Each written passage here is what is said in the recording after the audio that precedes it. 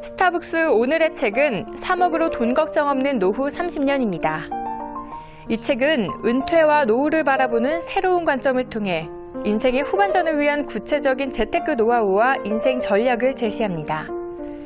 집자산 2억과 매달 넣는 연금만으로도 돈 걱정 없는 행복한 인생이 가능하다고 말하는 저자는 결코 돈 문제가 노후의 본질이 될 수 없다는 점과 은퇴 없이 일한다는 이 두 가지 전제가 있을 때 노후는 두려움이나 공포가 아닌 오히려 인생의 황금기로 만들 수 있다고 주장을 합니다. 이 책을 통해 독자들은 가능한 한 빠르면 빠를수록 좋다는 노후 준비가 사실은 45살부터 준비해도 결코 늦지 않다는 것을 깨닫게 될 것입니다. 은퇴와 노후를 바라보는 새로운 관점을 통해 인생의 후반전을 위한 구체적 인생 전략을 제시한 책이죠. 3억으로 돈 걱정 없는 노후 30년의 저자 홍사왕 사랑 나눔 마케팅 대표님 모셨습니다. 안녕하세요. 네, 안녕하세요. 예, 반갑습니다. 네, 반갑습니다. 책의 제목이 굉장히 새롭고요. 네. 특히 이 3억이라는 그 표현이 굉장히 솔깃한데요. 네. 이 책을 기획하시게 된 의도는 어떤 의도신가요? 제가 그동안 책을 쓰고 많은 분들과 매스컴이나 혹은 독자들 강연을 통해서 많은 분들 만나보면서 또 실제로 많은 분들이 그 노후에 대해서 걱정이 많으시더라고요. 맞습니다. 예. 그리고 이메일로도 많이 그 우려하시는 부분을 물어보시는 분들도 많았고 그래서 그런 책이 하겠다 생각을 했었고요. 예. 그리고 또 개인적으로는 금융권에서 어떤 노후를 접근하는 방식이 약간 왜곡되어 있지 않나라는 생각도 좀 해서 그래서 이번 기회에 좀 노후 문제의 어떤 본질, 인생 후반전의 전략에 대해서 한번 깊이 파고 들어보자라는 의도로 책을 만들게 됐습니다. 아, 그렇군요. 지금 대표님께서 그 금융권 노후 대책의 어떤 허상이나 약간 좀 어떤 일종의 거짓까지 이야기할 수 있을까요? 하여튼 그런 이야기를 하셨는데요. 어떤 그런 허상들이 좀 있나요? 우리들의 상식이라 할 수 있는데 노후 문제라는 것이 저는 돈 문제가 전부가 아니라고 보거든요. 그래서 이 금융권이나 사실 노후를 바라보는 관점들이 다 돈 문제로 너무 접근한다는 거죠. 그렇죠. 그래서 그건 아마도 사람들이 이제 불안감을 만들어서 투자를 하거나 아니면 금융상품 구입을 서툴게 해서 그런 것도 노리는 것도 좀 있다라고 생각합니다. 꼭 그렇지만은 않겠지만 이제는 좀 더 한 발 물러서서 진지하게 100세 인생 시대, 인생 후반전에 어떻게 사는 것이 과연 바람직한 삶이냐, 그리고 그 삶에 맞는 돈까지 포함해서 전략은 과연 어떻게 짜야 되는가에 대해서 좀 깊이 있게 연구를 해봐야 된다 생각하고요.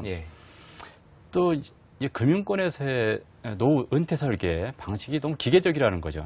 이래서 노후에 얼마의 자금이 필요한데 지금 얼마 정도 준비되어 있으니까 남은 자금을 부업으로 준비하라는 식으로 사실 거기에는 그 사람이 어떤 삶을 살고 싶고 앞으로 어떤 미래를 꿈꾸고 있는지가 안 들어있는 거거든요. 좀 더 생애 설계라는 관점에서 노후 문제를 바라봐야만 진정한 의미의 노후 설계가 되지 않을까라고 생각을 합니다. 아, 그렇군요. 그 흔히 금융기관이나 매체에서 10억 이야기를 많이 하는데요. 그렇죠. 그 근거가 있네요, 10억이라는 게. 글쎄요, 사실 10억. 사실 너무 큰 돈이죠. 예, 맞습니다. 10억. 엄두가 안 나거든요, 사실은. 그렇죠. 보통 사람들 좌절하게 만들기에 충분한 예. 금액이거든요. 10억은 제가 계산해보니까 월 200만 원씩 저축을 해도 30년 동안 저축해야 되는 큰 30년 돈입니다. 동안, 그 할 수 있는 사람이 얼마나 되겠습니까? 이제 그 금액이 나오게 된 근거는 일단 약간 계산이 필요한데 35세 시점에 노후를 준비한다라고 하고요. 그리고 60세에 필요한 자금을 현가로 땡겨 놓은 겁니다. 그러니까 60세에 이제 10억을 딱 준비해 놓으면 그 돈을 85세까지 한 25년간 꽃감 빼먹듯이 빼서 쓰는 거죠. 그리고 나면 86세에 딱 제로가 되도록. 그래요. 되게 두렵죠. 그렇군요. 그렇게 만들어 놓은 건데, 근데 거기에는 이제 몇 가지 허점이 있다라고 봅니다. 첫째, 60세가 과연 노후냐? 요새 60세 얼마나 젊습니까? 맞습니다. 한참 일할 나이고. 두 번째, 35세가 과연 노후를 준비해야 되는 시기이냐? 그 시기에는 사실 자기 개발이라든가 중요한 문제가 많거든요. 노후 문제보다도. 그래서 그런 문제. 그리고 또 하나는 과연 60세 이후에 아무 일도 안 하고 무의도식하면서 살아야만 하는가. 또 분명히 국민연금이라든가 주택의 어떤 자산도 있을 텐데 오로지 현금으로만 그 돈을 다 준비해야 되는가 이런 여러 가지 문제점이 있다는 거죠. 아, 그렇군요. 우리가 지금 이런 노후에 대한 이야기들이 많이 앞으로 지금 나오고 앞으로도 많이 나올 텐데요. 이런 이슈 제기들이. 근데 그 노후에 대해서 이렇게 저희가 특히 더 불안해하는 이유가 있을까요? 아마 우리나라가 사실 세계적으로 가장 빠른 고령화 속도를 보이고 있거든요. 그래서 미처 뭐 정책이나 개인적 마음의 자세나 준비할 시간이 부족했기 때문이다라고 생각합니다. 정책적인 준비도 사실 좀 미흡하고요. 그래서 정부 정책도 노인 문제를 어떤 복지 차원이 아니라 노후의 어떤 그 인적 자원 그런 이제 후반전에 들어선 사람 인적 자원을 어떻게 활용할 것인가로 이렇게 방향 전환도 필요하고요. 또 개인적으로는 개인이 노후의 삶에 대해서 좀 더 진지하게 사실 50년이 될 수도 있는 뭐 후반전의 삶에 대해서 그동안 많은 통찰은 다시 부족했다라고 봅니다. 진지하게 한번 접근해보고 사회적 인식도 뭐 낡은 것이나 오래된 것, 늙은 것은 나쁘다. 뭐 새로운 것만 좋다 이런 것이 아니라 그런 곳에서 가치를 발견하는 이렇게 좀 패러다임을 바꿔야 되는 시기가 아닌가라고 생각합니다. 패러다임이 바뀌어야 되는 시기에 이제 왔다라고 보시는 거네요. 그래서 이제 그런 패러다임이 아직 만들어지지 않기 때문에 불안해졌다라고 하는 거죠. 그렇군요. 그러니까 어떻게 보면 일종의 과도기에 저희가 있는 셈이네요. 그렇죠. 그렇군요. 그 노후에 대해서 이제 본격적으로 구체적으로 좀 여쭤보고 싶은 것들이 많이 있는데요. 연금 이야기를 먼저 시작하겠습니다. 왜냐하면 연금을 많이 궁금해하니까 아주 기본적인 질문이 될 텐데요. 국민연금이 믿을만한 건가요? 네, 그렇죠. 국민연금 일부는 불신하는 분들도 있고 그러신데 맞습니다. 사실 기업보다 국가가 더 안전하지 않을까 생각합니다. 물론 국민연금이 어떤 풍요로운 노후를 보장해주지 못합니다. 최저한의 생계를 보장해주는 건데 그렇다 해도 아무튼 국민연금을 믿어야 되고요. 최근 이제 몇 년 사이에 임의 가입자 수가 상당수 늘어나고 있다는 것만 봐도 사람들의 믿음이 상당히 이제 강해졌다라고 생각합니다. 임의 가입이라는 게 뭔가요? 임의 가입은 의무 꼭 가입하지 않아도 되는 사람인데 자기가 자진해서 그런가요? 국민연금 나입하는 분들이죠. 그렇군요. 그런 분들이 지금 한 해 5만 명씩 늘어나고 있어요. 5만 명이나요? 그러니까 믿을만 하다라고 하는 거죠. 그런데 국민연금에 대해서 국민의 입장에서 감시의 눈을 떼서는 안 되는 거죠. 좀 더 투명하고 그리고 안전하게 운영하는가를 좀 잘 지켜봐야 되지만 제 개인적으로는 국민연금은 믿을만하다라고 생각합니다. 그렇군요. 그러면은 그 국민연금 외에 지금 뭐 퇴직연금이나 주택연금이나 그런 다양한 연금들이 있는데요. 그 퇴직연금이나 주택연금 같은 경우에는 노후 준비에 많은 도움이 되나요? 그렇죠. 사실 노후에는 아직 작더라도 안정적인 현금 흐름이 있어야 되는 거거든요. 그게 중요할 것 같습니다. 그냥 예를 들어서 목돈을 놔두고 이자를 따면 그런 식이 아니라 죽을 때까지 나오는 연금. 그런 의미에서 주택연금이나 퇴직연금은 아주 중요하죠. 그런데 사실 퇴직연금은 우리나라가 도입된 지가 5년밖에 안 되는 아직 걸음마 단계라서 또 가입하지 않은 사람도 상당히 많고 좀 더 지켜봐야 되고요.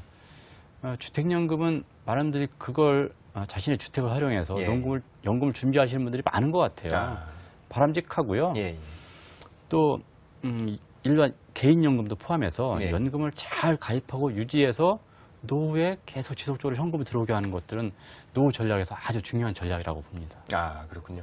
주택연금 같은 경우도 가입자가 많이 늘고 있는 추세인가요? 그렇죠. 그래요. 지금 베이비 부모들 아마 이제 주택 마련에 성공하신 베이비 부모들은 마음속에 나중에 그 영목이지론 주택연금 활용하실 계획을 많이 가지고 계시다라고 제가 알고 있어요. 그렇군요.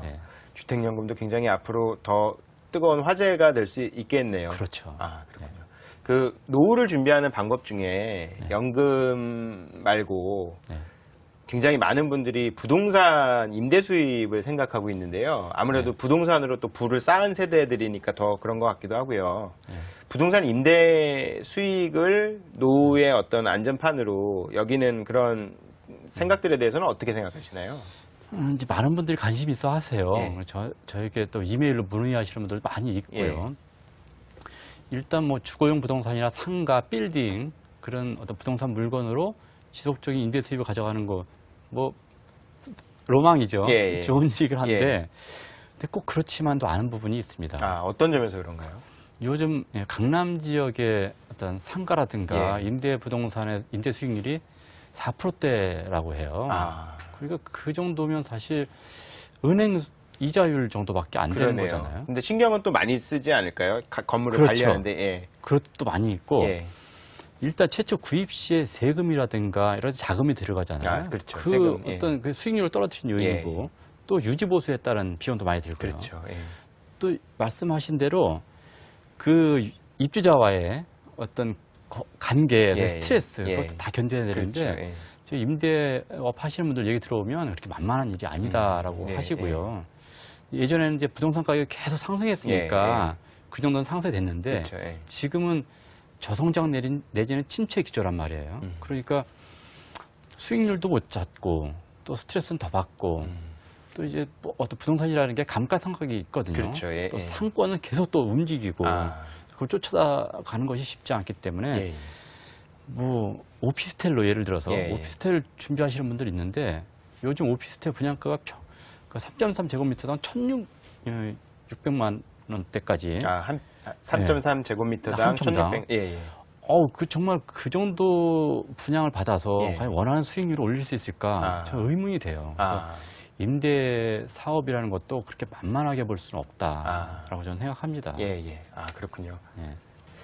그 노후 준비에 대한 이야기를 이제 대표님과 나누다 보니까 굉장히 복잡하다는 느낌도 들고 이게 나이가 그러니까 수명이 길어지는 게 진짜 그 복 받은 일인가라는 생각까지 들고요. 뭐 어떤 사람들은 이제 나이가 그 수명이 길어지는 거에 대해서 뭐 재앙이다라는 표현도 쓰는데 그 수명 증가가 진짜 재앙이라고 할 수 있을까요? 아니 이제 예전에 우리 진시황이 불로초를 찾으려고 했잖아요.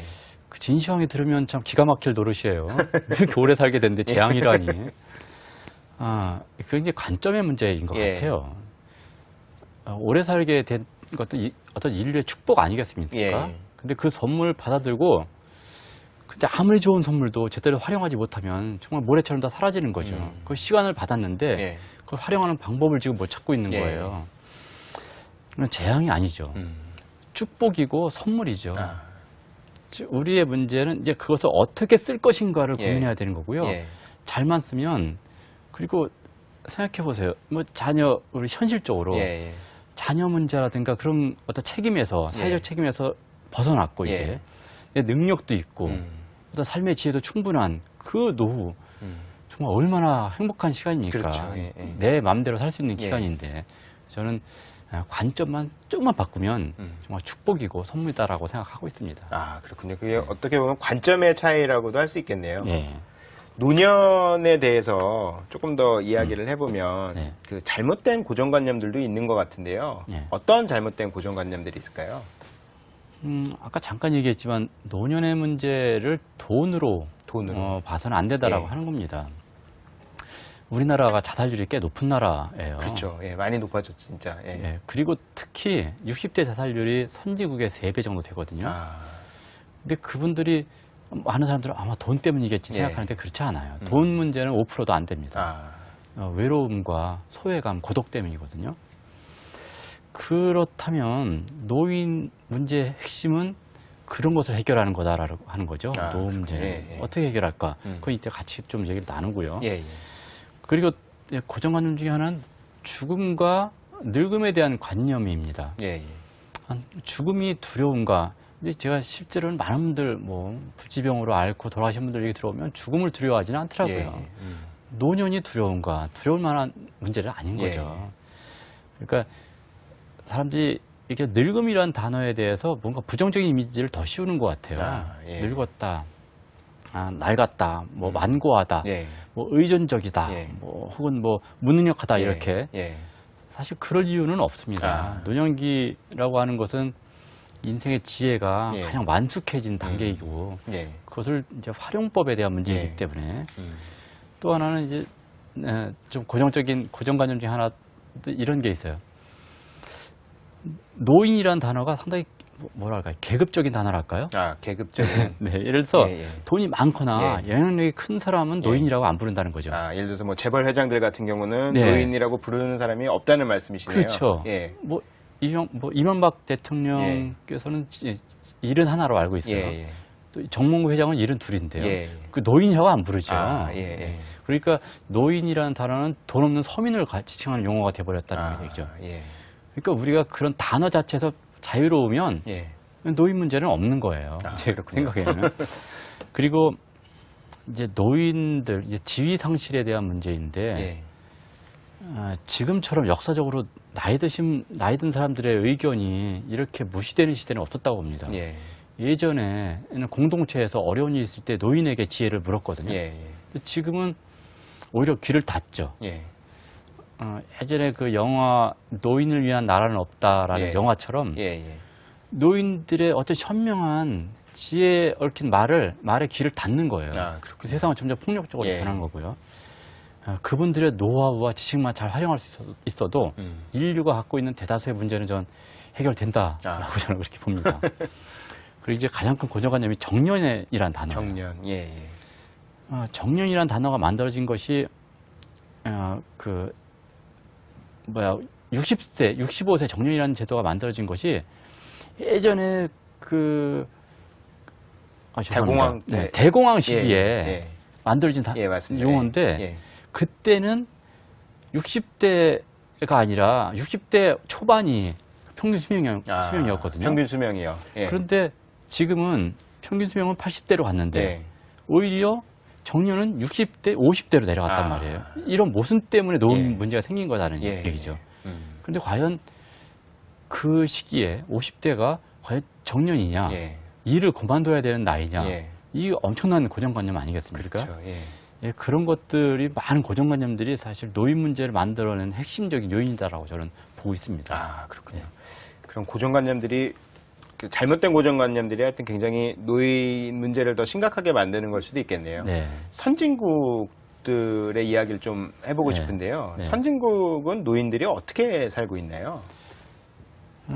노인 문제를 가장 먼저 겪은, 그러니까 가장 빠르게 노령화 사회가 된 일본 같은 경우는 60대 노인 취업률이 50%가 넘습니다. 아, 그렇게 높은가요? 네, 그렇게 많이 일을 하고 있어요. 예, 또 예. 취업하지 않는 분들도 지역사회에서 각가지 사회활동을 예. 통해서 정말 적극적으로 어떤 사회 동화된 삶을 예. 살고 있죠. 예. 작년에 그 영국 같은 경우는 정년제를 없앴어요. 법령에서 아예 없앴나요? 네, 그래서 이제 그런 문제가 없는 거죠. 그러니까 적극적으로 서드 에이지라고 하는데요. 예. 제3기 인생을 정말 사회 속에서 같이 예. 공존하는 사회를 예. 만드는 노력들을 많이 하고 있는데 우리나라는 좀 아직도 뭐 미흡하지요. 뭐 사회 속에서 흡수되는 것이 아니라 뭐 산으로 등산만 간다거나 뭐 유의 활동이라든가 취미 활동만 하는 것으로 생각하는데 그렇게 돼서 해결되는 게 아니고 외국처럼 물론 복지제도도 많이 발달해 있지만 각 개인 자체가 사회 속에 좀 더 뛰어들어간다는 얘기죠. 그래서 노인 문제가 상당히 적은 거예요. 우리보다는. 아, 그렇군요. 네. 굉장히 선진국 같은 경우는 사회나 노인 모두 그 윈윈이 될 수 있는 그런 모델이라고 할 수 있겠네요. 그렇죠. 국가와 사회와 개인이 다 노력을 하는 거죠. 아, 그렇군요. 그 행복한 노년에 대한 이야기를 좀 해보려고 하는데요. 네. 그 노후를 좀 황금기로 만들기 위해서는 어떤 자세가 필요할까요?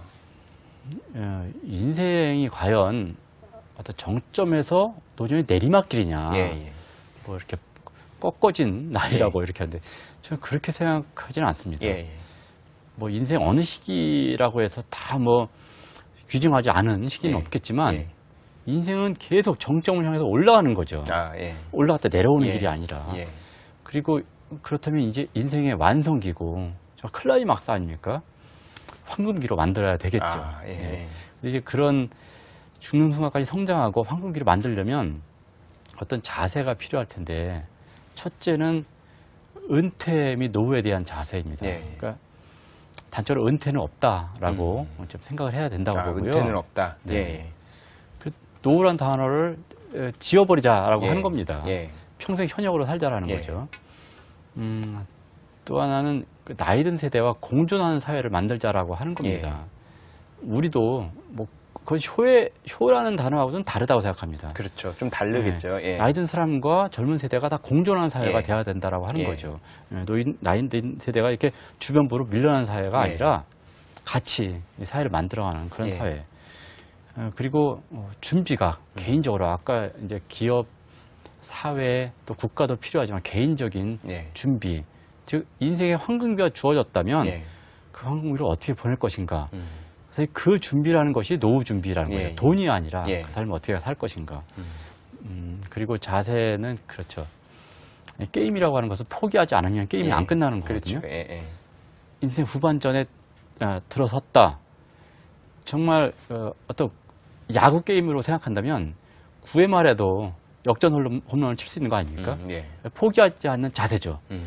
나는 계속 성장할 것이고 인생의 마지막까지 정말 훌륭하게 살다 갈 것이다라는 자세를 가지면 뭐 그게 곧 인생의 황금기 아니겠는가 생각합니다. 아, 그렇군요. 그 대표님께서 이 책에서 이제 노후를 위해서 3억이면 충분하다라고 이야기를 하셨는데요. 그 부분이 제일 신선하게 다가왔고요. 그 3억이라고 말씀하신 어떤 근거가 있으신가요? 일단 말씀드린 대로 돈 문제가 전부는 아니죠. 하지만 노후를 어떤 안정적인 현금을 위해서는 이제 돈이 필요하니까. 근데 그 금액이 10억은 아니고 제가 3억이라고 말씀드렸어요. 3억의 근거는 이거죠. 첫째는 이제 내 집. 내 집은 물론 뭐 못하신 분도 있을 테고 뭐 크게 가지신 분이 있겠지만 2억 정도의 내 집이면 아까 주택연금 잠깐 말씀드렸지만 그 주택연금으로 안정적인 현금으로 만들 수 있고요. 그리고 3억 중에 2억은 내 집이고 1억은 연금 자산입니다. 아, 연금 자산이요? 그 연금 자산을 개인연금과 국민연금으로 만들 수 있죠. 그리고 플러스 일입니다. 좀 이따 다시 좀 말씀을 드리고 싶지만 일을 평생 한다라고 생각하면 노후 문제는 거의 해결이 됩니다. 일을 평생 한다라는 전제와 그런 노력 하에 이 3억이 충분하다라는 말씀이시네요. 그렇죠. 그렇군요. 그 투자와 일이 노후를 자유롭게 해준다라는 그런 말씀이신 것 같은데요. 실제로 그 삶이 굉장히 길어지고 있는데 그거에 맞춰서 어떤 그 목표도 좀 길게 그러면 노후에는 잡아야 되는 걸까요? 인생을 길게 봐야 될 것 같고요. 뭐 어떤 분들은 뭐 40년, 50년, 60년 될 수도 있거든요. 그렇지만 목표는 저는 짧게 봐야 된다라고 역으로 이렇게 오히려 생각합니다. 짧게요. 전반전을 한번 보시면 뭐 대표님도 그렇겠지만 목표들이 사회에서 아니면 뭐 남들 하는 대로 목표가 있잖아요. 그렇죠. 끊임없이 있죠. 뭐 그래서 자녀 양육이라든가 교육, 결혼, 또 주택 마련 이런 긴 목표들이 있는데 그런 목표들은 전반에 거의 다 이루었단 말이에요. 그 다음부터 후반전은 나에 대한 목표인 거죠. 그리고 달성 자체가 중요한 것이 아니라 그 과정 자체, 그 과정을 즐겨야 되는 것이고요. 예를 들어서 노후에 뭐 나는 어느 나라를 한번 가고 싶다. 그런 목표를 세울 수 있어요. 그런 목표를 지나치게 뭐 30년 뒤에 이룰 것까지 없거든요. 5년 뒤, 10년 뒤에. 제가 짧은 목표를 여러 개 갖는 것이 중요하고요. 그러다가 뭐 다 못하고 떠날 수도 있겠죠. 하지만 그런 과정 자체가 중요하다고 하는 거고요. 즉 어떤 정상의 깃발을 꽂으러 가는 것이 아니라 정말 그 과정 자체를 즐기는 것, 여행 자체를, 등산의 과정 자체를 즐기는 것이 진정한 목표고 그런 짧은 목표들을 여러 개를 순환식 목표 관리라고 하는데요. 그렇게 가져가는 것이 후반전에는 정말 바람직하지 않을까 생각합니다. 그러니까 목표를 짧게 갖고 가는 게 훨씬 유리하다는 말씀이시네요. 그 3억 이야기를 다시 한번 돌아가 보면 3억이라는 금액이 사실은 그러니까 흔히 얘기하는 10억보다는 좀 그 적은 금액이긴 하지만 이 역시도 만만치 않아 보이긴 하는데요. 3억은 어떻게 모아야 될까요? 이 책 읽으신 뭐 지인들이 그러더라고요. 3억을 어떻게 만드냐고. 그런데 사실 이렇게 어렵지는 않습니다. 일단은 내 집은 마련해야죠. 뭐 주택연금을 신청하자고 했으니까 60세 될 때까지 내 집 한 2억 정도 되는 내 집 하나 내 집. 마련하면 거기서 주택연금이 제가 계산해 보니까 한 60만 원 정도, 월 60만 원 정도는 예, 나올 것 같아요. 예. 죽을 때까지. 예. 근데 주택연금 신청하면 좋은 점은 만약에 그 집값이 떨어져도 연금은 계속 똑같이 받습니다. 집값이 떨어져도 똑같이 나오나요? 네. 그래서 보증료를 부담하는 거거든요. 그렇군요. 만약에 집값이 올라가면 그 차익만큼 또 받아요. 또. 그러니까 손해는 안 보는 손해는 안 구조네요. 보는 거죠. 그러면 죽을 때까지 예. 언제 죽든 계속 연금은 받는 거예요. 예. 오래 살수록 유리하겠죠. 그리고 또 하나는 이제 개인연금을 준비하는 겁니다. 예. 부담스러워 하시는 분들이 많은데 개인연금은 사실 기업이나 사회나 국가가 준비해 줄 수 있는 것은 한계가 있거든요. 예. 개인적으로 그 정도는 준비하셔야 됩니다. 개인연금은 보험이 되겠죠, 거의. 예. 죽을 때까지 나면 종신으로 받을 수 있는 연금을 하나 정도 준비하는데 너무 과하게 할 필요는 없고요. 예. 뭐 몇십만 원 정도. 만약 40대시라면 매월 뭐 2, 30만 원만 계속 나입하시면 65세든 이때부터 연금을 평생 한 60만 원 정도 받으실 수 있을 거예요. 죽을 때까지. 그게 큰 돈이거든요. 그 현가로 계산해 보면 그 전체 누적한 금액이 한 뭐 4억 정도 됩니다. 그 금액만으로도. 그러니까 개인연금은 저는 꼭 준비하실 것을 권해드리고요. 그리고 일을 해야 되는 거죠. 일을. 일을 해서 일을 하면 좋은 점이 그 인플레를 따라가는 수입이 계속 만들어지는 거거든요. 그렇군요. 그 얘기는 뭐 다시 또 나누도록 하고요. 이 얘기는. 그러니까 연금만으로 이제 순자산 3억을 만들 수 있다는 말씀이시고요. 네. 그 노인이 돼서 노후에 사실은 막 뭔가 더 하려고 돈을 모아야 된다라는 그런 조급함에 잘못된 투자를 하는 경우도 있을 것 같은데요. 그 노년에 하는 어떤 투자에 있어서 주의할 점이 있을까요? 많은 분들이 이제 목돈을 가지고 걱정을 많이 하시더라고요. 어떻게 투자를 해야 원하는 수익률도 올리면서 또 안전하게 지킬 것인가.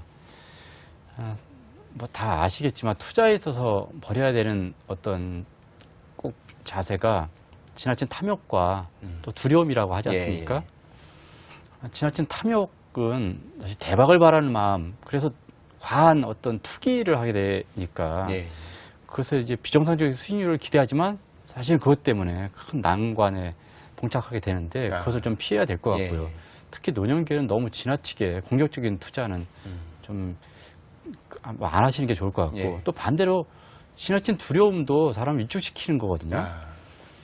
이제 어느 정도 삶의 경험도 쌓였고요. 투자의 경험이 쌓였다면 약간은 또 젊었을 때보다는 좀 더 공격적인 투자도 할 수 있다고 봅니다. 물론 이제 그 전제는 많은 지식과 노하우 그리고 경험이 필요하지만 뭐 그리고 어느 정도 그런 것이 쌓인 상태에서 투자하는 것 그것은 뭐 바람직하다고 봅니다. 다만 이제 투자의 세계 아니면 돈의 세계에서는 제가 몇 가지 당부를 드리고 싶은 게 있는데 돈의 세계에서는 누구도 믿어서는 안 된다. 제가 꼭 이 얘기를 드립니다. 특히 이제 후반전의 삶에서는 자녀들도 믿으면 안 돼요. 왜 그런 건가요? 자녀들은? 뭐 자녀가 뭐 갑자기 뭐가 필요하다고 목돈을 달라 빌려달라 그거 그냥 정에 이끌려서 다 뺏기는 거거든요. 그리고 뭐 친구가 이 투자하면 큰 수익을 받을 수 있다. 이것도 믿으면 안 되는 거죠.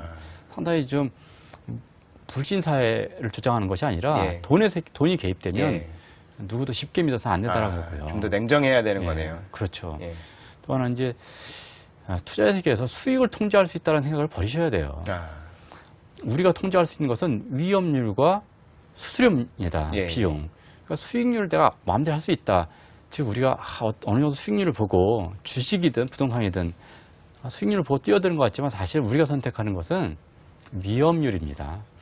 어떤 위험도를 가지고. 그래서 많은 수익을 기대한다는 것은 그만한 위험을 감수한다는 얘기니까 그걸 생각해야 되고요. 그리고 자산 운용에 있어서 버는 것에 초점을 맞추는 것이 아니라 지키는 것에 초점을 맞춰야 됩니다. 잘 지켜야 벌리는 거고 아무리 잘 번들 밑으로 새 나가면 다 소용없는 거잖아요. 그렇죠. 그걸 생각해야 되고 마지막으로 가장 좋은 투자는 뭐냐? 자신에 대한 투자입니다. 나에 대한 투자, 나의 경쟁력에 투자하는 거. 그것이 정말 가장 수익성 높고요. 가장 그 오래가는 투자이고 가장 안전한 투자라는 거죠. 그걸 당부드리고 싶어요. 그렇군요. 그 책에 보면 네. 그 5대 자금 관리라는 이야기가 나오는데요. 그걸 네. 잘 하면 네. 편안한 노후가 된다라는 이야기가 나오는데 그 5대 자금 관리라는 건 어떤 걸 의미하는 건가요? 이제 내 자산을 지키려면 그 자금을 관리를 잘해야 예. 되는데 5대 자금이 생활자금, 생활자금. 주택자금, 예. 그리고 교육자금, 예. 결혼자금, 그리고 사후정리자금 이렇게 5가지입니다. 아, 예. 각각 말씀드리면 생활자금은 그거죠. 생활자금을 잘 관리한다는 것은 일단 내 소득 한도 내에서 쓰는 그런 습관을 들인 거고요. 예. 그리고 긴급 예비자금이 마련돼야 됩니다. 긴급 예비자금은 보통 생활비에 6개월치 정도를 준비하라고 하는데요. 아, 그런 준비가 돼 있어야 뭐 노후에 안정적인 현금이 끊어졌을 때 예, 예. 그걸 대체할 수 있는 거고요. 예. 또 하나는 이제 저축하는 습관이죠. 예. 한 15% 정도를 계속 저축하는 습관. 그 아. 생활자금에 대한 원칙이고 예, 예. 두 번째 주택자금에 대한 원칙. 사실 후반전에 주택에 특별히 돈 쓸 일 없다 예. 생각하거든요. 예. 그래서 주택에 더 이상 돈을 쓰지 말자. 쓰지 말아라. 예. 이렇게 제가 제안을 하고요. 음. 세 번째는 교육자금입니다. 이것도 많은 분들이 걱정을 하세요. 이제 후반전에 아이들이 대학을 가고 유학 가고 그러거든요. 이 자금에 대해서는 철저한 원칙을 가져야 되고 예. 어떻게 자녀와 고통분담을 합의해야 된다고 야. 생각합니다. 다 퍼져서는 안 되는 아, 거죠. 거기서도 냉정함이 필요한 거네요. 예. 예. 사실 자녀에게 다 퍼주고 자녀에게 기댈 것이냐. 예. 자녀가 부담스럽지 않겠어요? 그렇죠. 그 예. 몇십 년을. 음. 아니면 적정히 통제를 하고 자녀에게 기대지 않을 것이냐 선택을 해야 되겠죠. 아, 역시 그 문제 이제 결혼자금도 마찬가지입니다. 예. 저는 결혼자금 문제가 우리나라가 가장 왜곡되어 있다고 생각하는데 예. 우리나라가 그 일본의 3배 정도 결혼자금을 쓰거든요. 아, 그런가요? 네, 그거 사실 결혼하면 차와 집이 있어야 되나요? 전 모르겠어요. 예.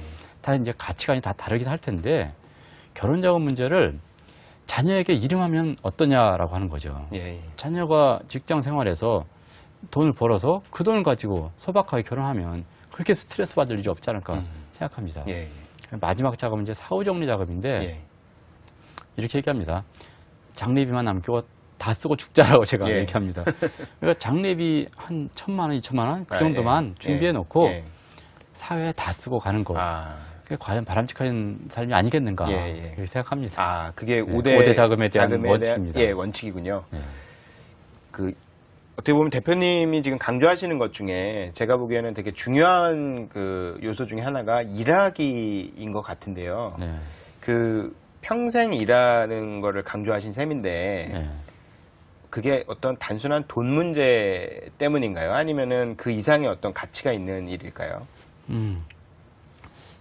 과거 농경사회에서도 그렇고요. 예. 과거에 인간은 끝까지 일을 했거든요. 죽기 전까지. 예.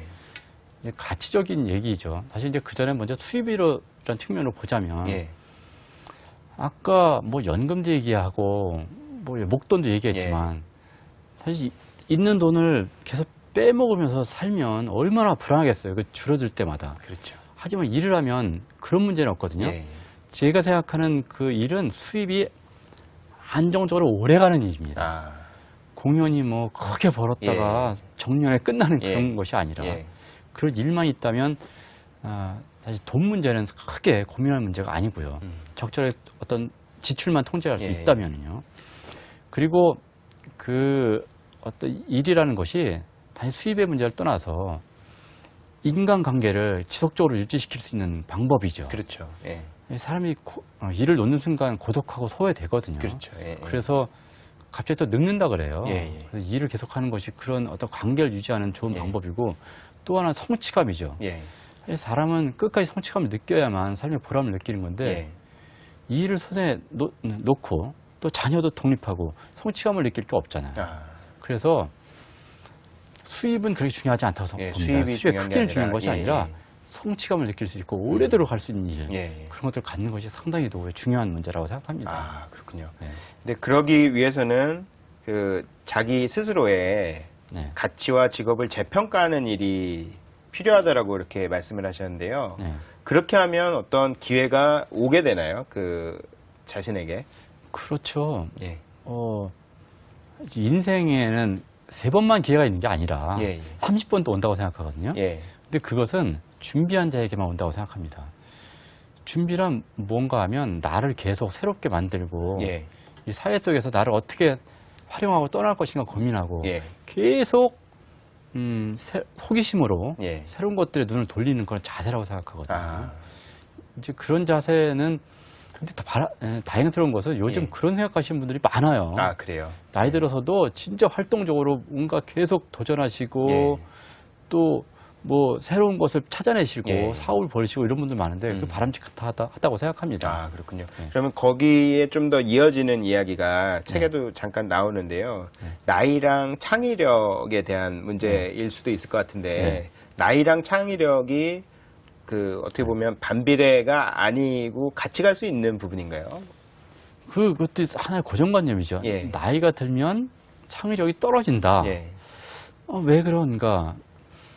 이제 과거의 창의력을 보는 관점은 무에서 유를 창조한다라고 사람들이 생각하는데 요즘 그게 아닙니다. 예. 있는 것들, 통섭이라고 하죠. 통섭. 어떻게 예. 하면 있는 것들 속에서 예. 그것을 결합해서 예. 더 유용한 것을 만들어내는가 예. 그거거든요. 사실 그거는 나이 든 사람의 지혜가 절대적으로 필요한 거죠. 예. 예. 그 어떤 넓게 알고 있다라는 예. 거거든요. 근데 창의력에 대해서 그렇게 어떤 잘못된 인식은 뭐냐면 창의력은 순간적인 재치나 번뜩이는 아이디어로 생각하는 거예요. 저는 그렇게 생각 안 합니다. 예. 창의력은 있는 것들을 어떻게 조합해내는가 그런 능력이라고 봅니다. 예. 그래서 마치 창의력이 어린 아이들, 젊은이의 전유물처럼 생각하는 것도 좀 잘못된 것 같고요.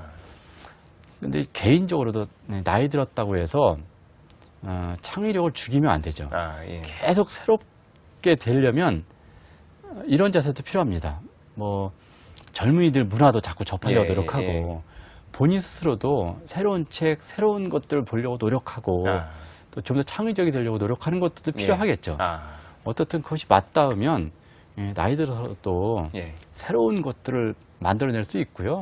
충분히 창의적이 될 수 있다고 봅니다. 그렇군요. 네. 그 책의 그 이야기로는 네. 인생 후반전에 5가지 원칙이 있다라고 그렇게 말씀을 하셨는데요. 네, 네. 그 인생 후반전의 5가지 원칙은 어떤 것들인가요? 제가 책에 썼던 원칙은 첫 번째는 예. 은퇴에 대한 미련을 접자라는 예. 겁니다. 아까 일에 대해서 좀 말씀드렸지만 뭐 이런 분이 계실 거예요. 평생 그렇게 일했는데 또 일을 해? 그렇죠. 주위에 많습니다, 네. 사실. 그런데 예. 저 일이 그 사람 자유롭게 한다고 생각합니다. 이런 거죠. 흔히 그 은퇴 설계라든가 노후 어떤 이미지 중에 하나가 예. 해변에 안락 의자가 놓여 있는 그런 게 많이 나와요. 예. 근데 생각해보세요, 대표님. 그 안락 의자에 해변에 5시간 이상 못 앉아 있을 거예요. 지루해서. 예. 많은 분들이 그러더라고요. 음. 제가 나이 드신 분들 많이 만나보면 역시 일을 해 안 늙고 예. 정말 행복을 찾을 수 있다고 맞습니다. 합니다. 예. 은퇴에 대한 미련을 버리자라고 예. 하는 것이 첫 번째 원칙이고 두 번째 원칙은 젊게 살자라고 하는 겁니다. 이게 마음식의 원칙인데 그건 실제 연구에서 실험해 봤던 내용이에요. 사람이 자신의 그 나이에 맞게 생활하는 겁니다. 사실 그런데 조건을 10년 전, 20년 전을 맞춰놓으면 젊어진다는 거예요. 젊은 시절의 상황으로 맞춰놓으면 젊어진다는. 젊어진다. 그 심리적 실험인데 우리 스스로 나이를 10년 깎자는 거죠. 그냥 스스로. 스스로. 예. 어떤 분들은 뭐 20년 깎아도 예. 돼요. 그렇게 젊게 사시면 되는 겁니다. 그렇군요. 생각도, 몸도, 마음도, 아니 옷차림도, 말투도. 그러면 젊게 사는 거거든요. 아예 뭐 나이를 잊고 사시는 분들도 있잖아요. 그렇게 젊게 살아야 됩니다. 뭐 저는 단적으로 철들지 말아라 라는 말까지 합니다. 뭐 그렇게 철드는 게 중요하냐. 좀 더 어린 마음으로 살아라는 거고요. 세 번째 원칙은 이제 자립적으로 살자. 자립적으로. 내가 중심이죠. 자녀의 기대서도 안 되고요. 사회나 국가에 기댈 필요도 없고 내가 중심입니다. 뭐 배우자도 마찬가지고 나 스스로 혼자 살 수 있어야 된다고 생각합니다. 무수의 뿔처럼 혼자 살아가고 그런 자립적으로 사는 자세를 익히면 세상에 두려울 게 없는 거죠. 그렇군요. 그런데 많은 분들은 자신을 과소평가해요. 스스로요. 충분히 가능성이 있고 잠재력이 있거든요. 그리고 이제 네 번째 원칙은 평생 벌고 그 돈을 다 쓰고 떠나자. 아까 말씀하신 내용이네. 다 쓰고 떠나자라고 하는 것은 내가 익힌 기술, 아니면 내가 얻은 기회들, 내가 번 돈들을 사회에 다 환원하고 떠나자라고 하는 겁니다. 뭐 상속을 생각하는 것이 아니라 사회에 기여하고 나의 능력을 다 쓰고 그리고 내 돈도 사회에 다 남겨놓고 정말 빈몸으로 떠나는 거 그런 자세가 필요하지 않을까. 그리고 이제 마지막 원칙은 순환식 목표 관리다라고 합니다. 순환식 목표 관리. 아까 목표 관리 잠깐 얘기했지만 너무 지나치게 긴 목표를 가질 필요 없고 저는 제가 예전에 세미나하고 강연할 때 그런 얘기합니다. 저 노후 후반전이 되셨죠? 한 꿈을 100개 정도 적어보세요. 그 얘기합니다. 100개의 꿈, 뭐 어느 나라를 가고 싶다, 무엇을 하고 싶다 이런 것도 적어보는 거예요. 그래서 그 작은 것들을 소소한 꿈들을 이뤄나가면서 보람을 찾는 거죠. 그렇군요. 그래서 죽기 전에 100개를 이룰 수도 있고 아니면 뭐 더 많이 이룰 수도 있겠죠. 그런 것이 제가 얘기하는 5가지 원칙입니다. 그렇군요. 굉장히 마음에 와닿는 그 이야기들이고요. 끝으로 그 노후를 불안해하는 분들이 여전히 많이 있을 것 같은데요. 그런 분들을 위해서 대표님께서 어떤 말씀을 좀 짧게 해주신다면 어떤 이야기를 해주실 수 있을까요? 자신감을 가지라고 말씀드리고 싶습니다. 후반전은 결국 소외된 삶도 아니고 이제부터 진짜 인생이 시작되는 겁니다. 그러니까 지금까지 잘 해오셨잖아요. 앞으로 잘 해나갈 수 있다고 저는 생각하고요. 너무 먼 미래를 고민하지 마시고 또 과거를 곱씹으면서 후회할 필요도 없고 지금 이 순간 죽은 시인의 사회에 카르페 디엠이라는 단어가 있잖아요. 지금 현재를 살라는 거죠. 지금 현재 최선을 다하면 노후가 아름다워질 것이고 충분히 보람 있는 노후가 만들어진다는 겁니다. 즉 지금 이 순간 살고 항상 새로워지기 위해서 노력하면 그런 사람은 영원히 늙지 않고요. 또 젊게 살다가 또 젊은이로 죽게 될 것이다. 저는 이렇게 생각합니다. 굉장히 멋진 말씀을 해주셨고요. 오늘 인생 후반전에 대해서 명쾌하게 제시를 해주셔서 굉장히 감사합니다. 오늘 귀한 시간 내주셔서 감사합니다. 네, 고맙습니다.